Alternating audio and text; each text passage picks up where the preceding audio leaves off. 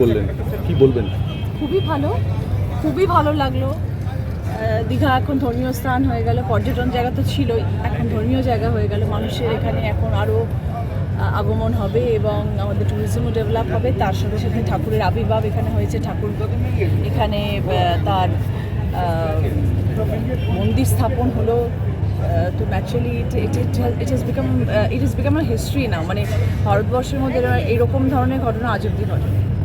তো it is fantastic. সব থেকে বড় কথা, এত সুন্দর মন্দির স্থাপন হয়েছে, এত সুন্দর, মানে না যদি মানুষ আসে, না যদি দর্শন করে, বিশ্বাস করতে পারবে না যে এত সুন্দর হতে পারে।